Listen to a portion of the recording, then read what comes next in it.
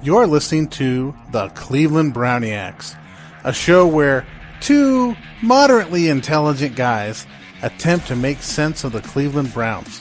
The Cleveland Browniacs podcast is a part of the Fanatical Elves podcast network, a part of the Fans First Sports Network. Here are your hosts, Elliot Kennel and Joel Cade. Hey, welcome back to another episode of the Cleveland Browniacs. And boy, do we have a brain teaser, not a tweezer, a brain teaser this week. The question is, Deshaun Watson missed another practice on Wednesday, and then the Browns apparently move quarterbacks around. So we got a quarterback room in disarray, and nobody knows what the hell is going on. And so what have you got, Elliot? What do you think? Well, I think you need to move your microphone a little bit closer to your mouth, for one. Okay, got that. But, yeah, no, I think it is a quarterback controversy. Not that we have any qualms about saying that Deshaun Watson is the most talented quarterback on the roster. But I think that the Browns have mishandled the quarterback situation badly this year. The second best quarterback in the quarterback room is the starting quarterback for Arizona. That is a bad mistake. I'm going to have to respectfully disagree on that one, but go ahead. Yeah, well, he's been doing really great. Joshua Dobbs, of course, the Rocket Man, was let go or traded. That's because you just want your Rocket Man back. Yeah, well, but I mean, he's done very well. He's been a very good quarterback for Arizona, and they really like him a lot, and they're thinking that maybe they'll take him instead of Kyler Murray, and they're trying to get out of the contract and stuff like that. But, the point is that, why did they trade him if they wanted to win now? Was it just, it would be a kind thing to do because he's got a chance to start at Arizona. And wouldn't that be just a nice thing for us to do, is to let him have that chance? So what are we doing? What the Browns did was took a guy who'd been cut by multiple teams, put on people's practice squads, and turned that into a draft pick. That's a smart trade. Well, okay, but what multiple teams? Pittsburgh and Cleveland. Okay, Tennessee. He didn't get cut by Tennessee. He was on the Detroit Lions practice squad. He was and then left for free agency. So Tennessee didn't bother to re-sign him. He was a free agent. He chose to sign with Cleveland, but he proved himself in Tennessee because he led the team with very little practice time and almost got the team into the playoffs. So he did a very good job there. But they were running the same offense that he ran in Cleveland, so he didn't have much of a learning curve going in there. Okay. Still, he played very well. He played well enough for a backup quarterback. I mean, what do you want from a backup quarterback anyway? I mean, you asked why they traded him. I'm just saying they got value out of a guy that has very little value in the NFL. Value. But the point is the reason why they traded him, I think, is because they felt that Dorian Thompson-Robinson had impressed them enough that they felt that he was actually the better quarterback and that he was going to be the backup quarterback for 2023, not 2025. And they felt that by gosh, this guy is really pretty good, and he's had I believe he played 4 years of college ball at UCLA and really had a credible career. And generally, as a rule of thumb, if a guy plays major college ball and starts a lot of games in his career, he's going to be okay in the pro ranks. I don't like this idea of where somebody has 1 year in college and he's just barely learning how to shave, and we're going to start him in the NFL. I don't think that that's going to work out very often. And statistics show that young quarterbacks just don't do well when they don't have a lot of college experience. But DTR did have a lot of college experience, and I think I agreed with it that he was impressive enough in preseason that he earned the second string quarterback position over the Rocket Man, over Joshua Dobbs, and he was going to be the second string quarterback. However, after one bad performance, that whole idea came crashing down. They said, you know what? We've got to start over. That experiment is done. We're going to sign PJ Walker. And even though they exposed PJ Walker to the coaching procedure that other NFL teams had a chance to sign him off of the Browns practice squad for 3 separate weeks, they could have had him.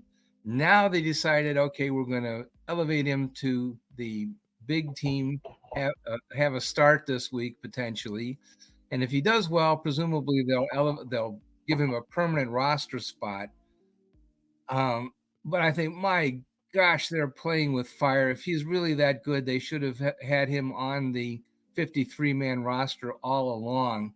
What in the world are they doing at the quarterback position? They can't make up their mind who's good and who's not. That's what it looks like to me.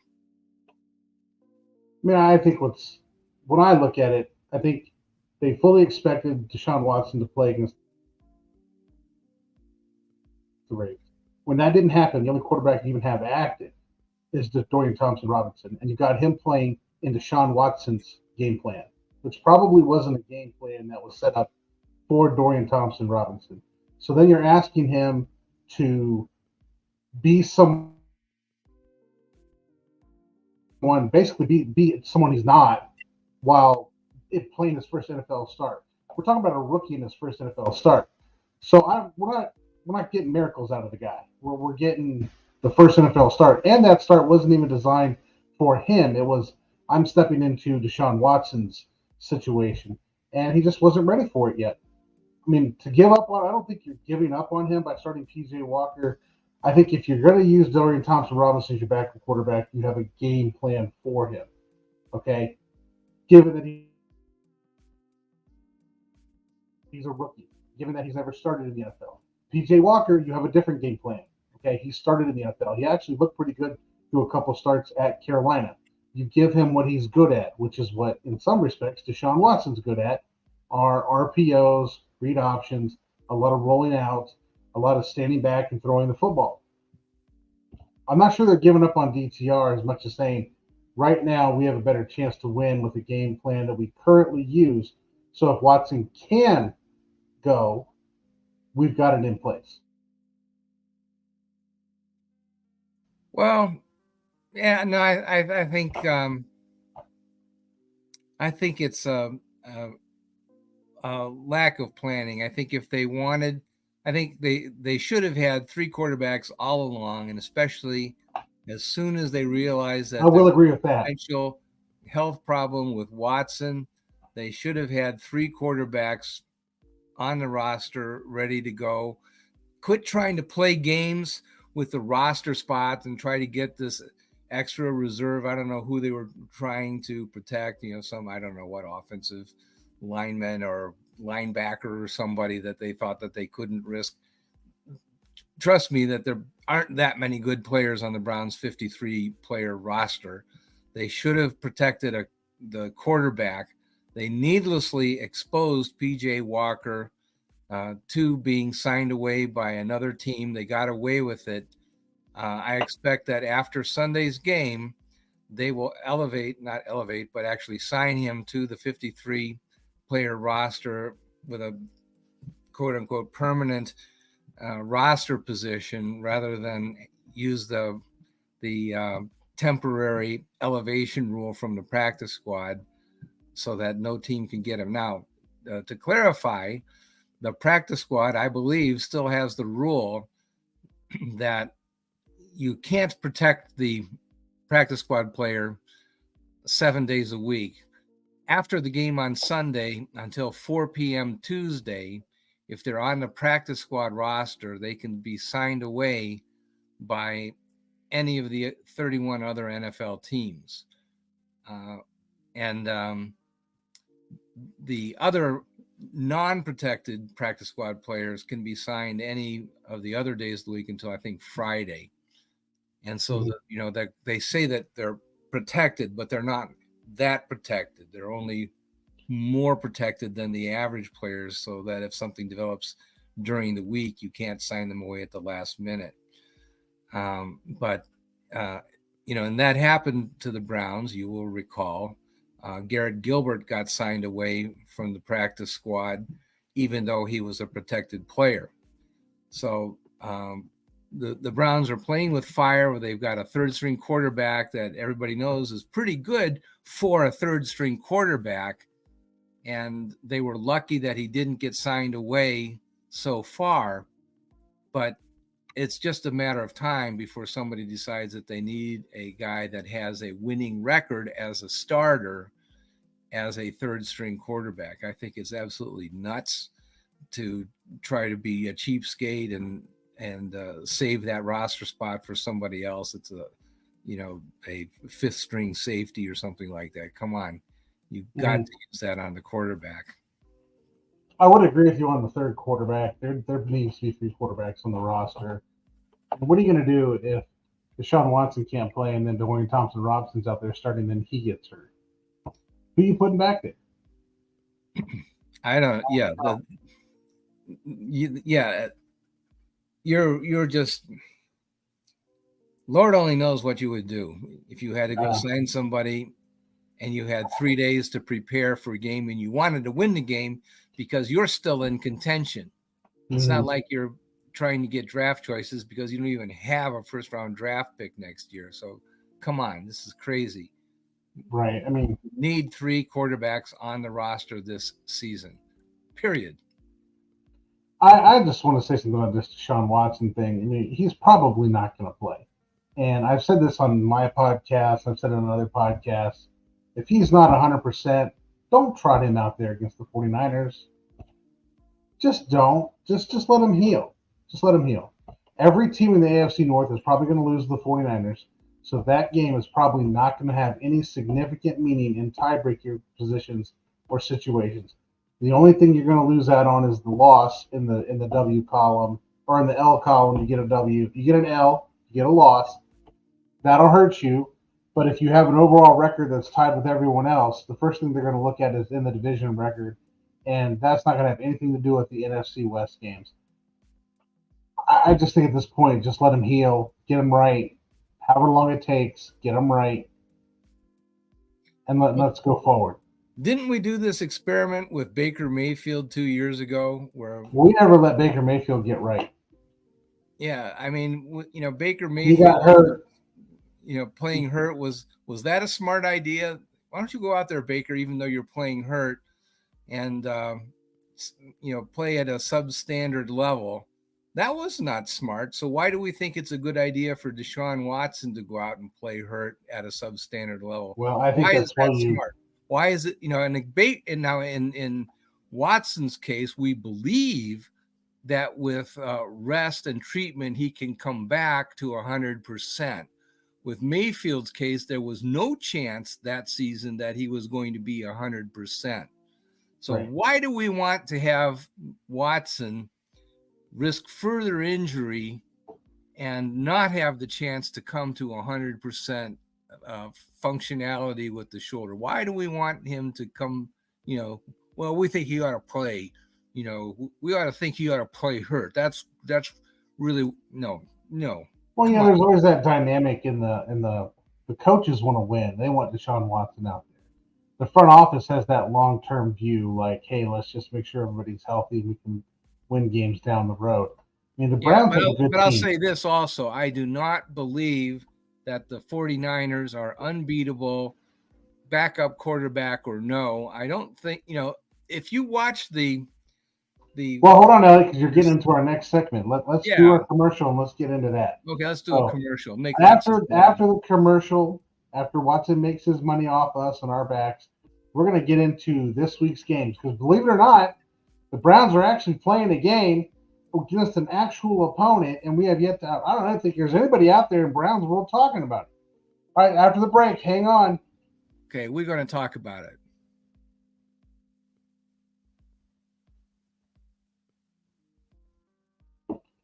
All right, guys, we're back. And as promised, we are going to discuss the actual football game coming up on Sunday. So, Elliot, you got any thoughts on the football game? Yeah, I have a lot of thoughts about the football game. First, I want to talk about, I think a lot of people, Browns fans especially, are very interested to see the 49ers against Dallas game because, 49ers are the next opponent.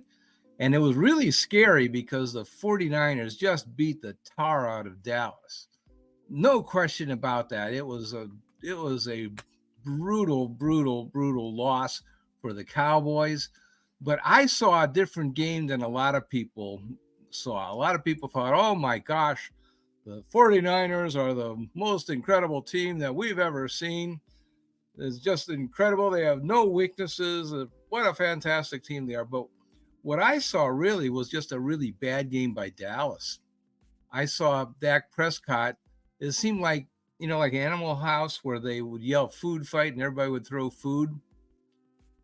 It seemed like they had a play call that, okay, long bomb, and then Dak would throw the long bomb for no reason, just like food fight. And he would throw this 40-yard bomb, and he was short every time. Like, I don't know if there's something wrong with his arm or whatnot, but he was underthrowing the bomb. It was a terrible play call because it was not working. He couldn't throw the bomb, and they were throwing the bomb, like every 8 or 10 passes, and they were lucky it didn't get intercepted much more often. I thought it was a horrible play. I thought they were just begging for interceptions, and that's what they got. I thought they were playing really dumb football, and they were just feeding into what San Francisco liked to do, is disrupt their offense. And so no wonder they lost that game. I didn't see Dallas playing a good game at all. I thought they played terrible, and San Francisco was just there taking advantage of the dumb things that Dallas wanted to do. I'm going to be embarrassed to admit that I have not watched this game, but I will go back and watch it. Okay, so well, you just have to admit that I saw everything and I analyzed it perfectly. Dallas, that's because you're a rocket scientist, right? You're part of the Browniacs. Yeah. Well, you are one of the few chosen. Yeah, Dallas was just awful. Okay, we'll just have one opinion on this show on that particular subject, fans. Okay, but regardless, let's talk about the San Francisco defense here. They got one of the Bosa boys. Is it Nick or Joey on that team?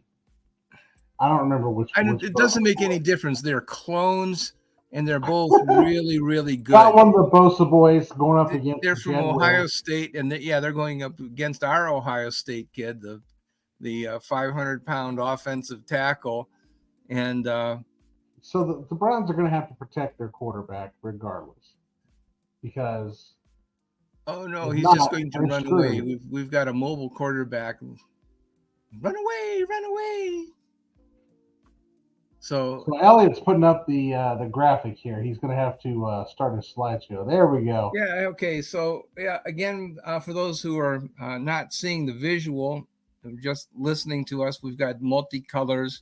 We use the same color scheme as Pro Football Focus, but not the same evaluation.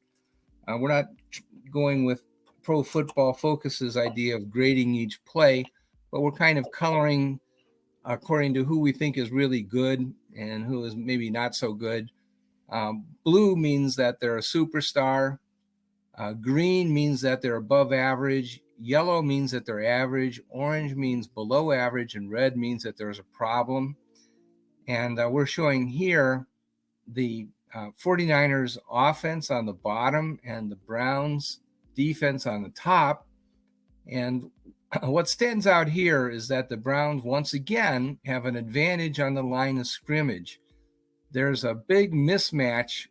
That's the Browns defense against the 49ers offense. Yeah.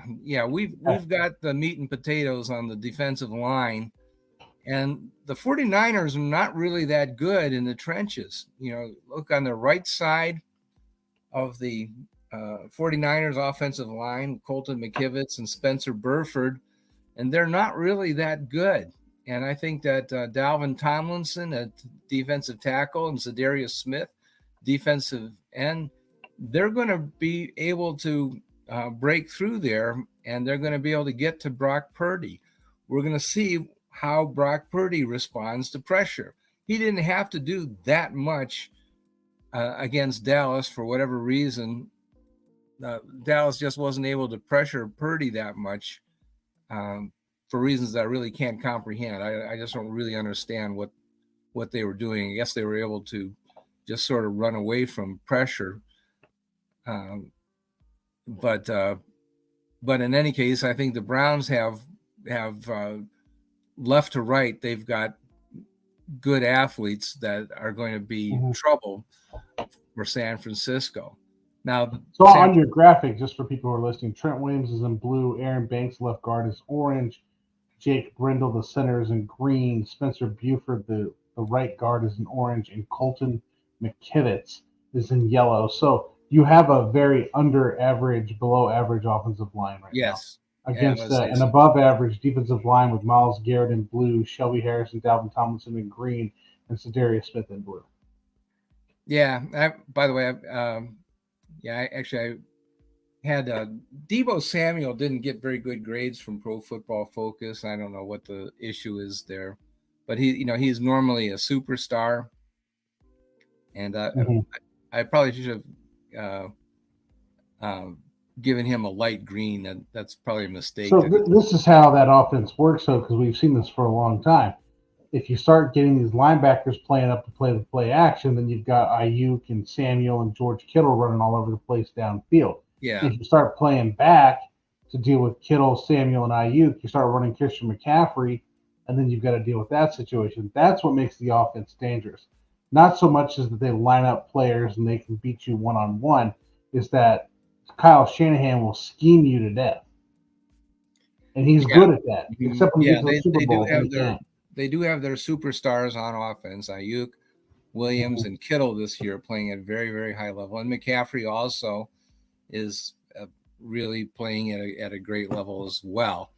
Yeah, nobody's expecting Brock Purdy to, elevate anybody's game. All he needs to do is go out there and just make the right decisions and deliver the football, which he's smart enough to do. Yes. Yeah, the consensus view is that, we think Purdy isn't really that good, but he's putting up numbers like Joe Montana, and you could easily argue that he should be a superstar as well. But the consensus view is that he's putting up fantastic numbers, but it's the people he has around him rather than. Well, he's still got to throw the football and make the right read. So yeah, yes, I say. I don't know give him some credit. Yeah, but in any case, he's doing a really great job back there. You can credit his supporting cast or credit him, but in any case, the result is awesome. They're doing a really great job. But I think that there's some chance that he may just be performing under duress against the Browns. We'll just have to see. All right, so let's move on. And by the way, the spread is only 6 points. I would have guessed that the spread was going to be like 9, 10, 11 points, even though the Browns are playing at home, but it's only 6. So, that may increase if something official gets announced with Deshaun Watson. Yeah, well, I kind of doubt that. I don't really think that. I don't know. I think if Deshaun Watson is healthy 100% and plays, this is going to be one hell of a game. If he doesn't, it's going to be an interesting situation. I think that the spread will move maybe 1 or 2 points. That's all that it moves, is my prediction. But okay, here we go. I'm switching now to Browns offense on the bottom and the San Francisco defense on top. And here the main stars are Nick Bosa, the clone from Ohio State, and Oren Burks, linebacker, is also performing at an awesome level. Tayshaun Gibson, the former Brown, is playing safety. So for those of you who can't see or just listening, every single player is either blue or dark green except for Cleveland Farrell, who is a bright yellow. Yeah, he's average. But you're talking about a terrific defense the Browns are going to go up against. Yeah, everybody's good. Everybody's good. So no matter who the Browns have at quarterback, they're not going to score very many points. So it's possible that the Browns could win an ugly game, like 17-13 or something like that. but it's not expected to be a very high-scoring game. I forgot what the over-under is, but it's something like 38 points. And so they're expecting this to be a really low-scoring game. And there could be turnovers and, lots of sacks and stuff like that. And turnovers in the Browns' favor are always welcome. Yeah, well, except that's true. The Browns, I think, have turned the ball over in every game. Yeah, and the Browns basically the offense has lost the game for the Browns. The losses that the Browns have been due to the offense losing it. The defense has never lost the game in my mind, and I expect that that pattern would probably continue. That the Browns defense is not going to give up very many points, even to San Francisco. I'll bet that they probably hold San Francisco's offense to about 10 legitimate points, and we'll see if they can get points off of turnovers or some disaster on offense. If they can get the Browns to commit some kind of terrible breakdown on offense, that's what I think might happen. But if they'll just hang on to the football and not screw it up, I think they could win a low-scoring game. It could very well happen. I think that's possible as well. So I would like to see Jed Wills just improve. Yeah, just play football, Jed. Play like you can play. Play like you did when you were, get out of your head and just play football. I always feel like that guy is that guy's got something going on in his head. Either he is confused or he's afraid to make a mistake or something. He just needs to get out of his head and play football. Let the chips fall. I mean, I don't know if he's got his head worried about a contract extension. I don't know what is going on with that guy. Just play football. Everything else will take care of itself. Yeah, I don't know. I wondered if maybe he's got some kind of injury that he's battling, whatever. But it does look like he bites on the fake from the offensive line and follows the feint or the fake that is offered by the defensive lineman, and he gets faked out every time. But I don't know. I didn't see him like that. He might be pressing. He might be pressing trying too hard. Yeah, it looks like he's not trying. That's what it looks like. But I don't believe that that's the case, but that's what it looks like. I'm also hoping that over the bye week they teach Jerome Ford how to hit a hole. That would be tremendous. Instead we want to see him hit the line slow on that track. Instead of going slow down the track, just find the hole and run through it. You're going to get more just going through the hole and getting 3 yards than you are running 15 to the sideline to get 2. Just run forward. I'd like to see the Browns completely burn whatever pages in the playbook that have Elijah Moore running a jet sweep. Just knock that crap out. Just give it to DPJ on a jet sweep. Just run. Just run north. No south, no east, no west. Just run north and accelerate. Do not decelerate. Okay, that's the advice from the physicist. How about that? Yeah, there you go. Just get the damn hole. That's all I really have to say. So I believe that the Browns are going to get clobbered on offense, but I also believe that the Browns have a defense that can that can disrupt the San Francisco offense. And I think it's going to come down to turnovers, which the Browns have not been on the positive side of this year, hence the 2 losses. Yes. It's going to come down to maybe it might even come down to whoever has the ball last. I don't think this is going to be the blowout that people are panicking and the sky is falling and all that. I think there's a better chance. I mean, if Deshaun Watson is 100% and playing, I like the Browns in this game. I'm not going to lie. But without Deshaun Watson, P.J. Walker's pretty good. That gives you a 50-50 shot. If you're putting Dorian Thompson-Robinson out there, you're screwed. No, I don't agree with that. I think Dorian Thompson-Robinson is a credible quarterback. I think the fact that he's a rookie is somewhat overrated because I feel that he is mature enough football-wise that he should be able to play at about the same level as P.J. Walker, because I think he's more talented than P.J. Walker, and he does have an appropriate experience level that he should be able to run a basic NFL offense even as a rookie. I think he has enough experience. Well, I don't think in a basic NFL offense is winning this game. Yeah, well, I think just don't fumble the ball. Just, manage the game. Don't fumble it. And, you have a chance to win this game. That's what my message is. That is P.J. Walker. Well, I don't. P.J. Walker does a lot of crazy stuff. He is very much like Dorian Thompson-Robinson. He likes to run around, scramble, make the kind of high-risk throws. He is an exciting quarterback, and there's no question about it. But I think that all three quarterbacks that the Browns have similar games.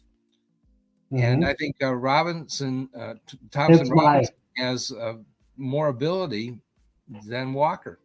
But it's my little tag for earlier, right? 3 blind quarterbacks, see how they run? That's what they do. They run. And that's what they got to do. P.J. Walker can run. P.J. Walker, I think, has not the greatest arm. So you're going to be throwing a lot of short passes and maybe taking a shot. And he's short. So some people don't like that about P.J. Walker. But the arm thing is the situation he's having problems with. Mm-hmm. He just doesn't have the rocket arm. And, is what it is. All right, Elliot, I think that wraps us up for tonight. So I appreciate everybody logging in and checking us out tonight.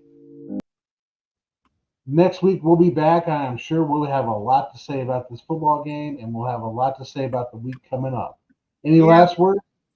Well, next week we'll talk about how the Browns beat the 49ers, and we'll talk about why we were relatively calm about the game rather than panicking like the rest of the community. We'll just see about P.J. Walker and his success level. I just think it'll be a defensive struggle. I don't think it'll be an exciting game unless you really like defensive football, like in the 1970s when I was a kid. But I think the Browns have a puncher's chance. Yep, I think so too. All right, guys, we'll catch you next week. Thank you for listening to the Cleveland Browniacs. Please like and follow us on Spotify and give us a 5-star rating on Apple Podcasts. Go Browns!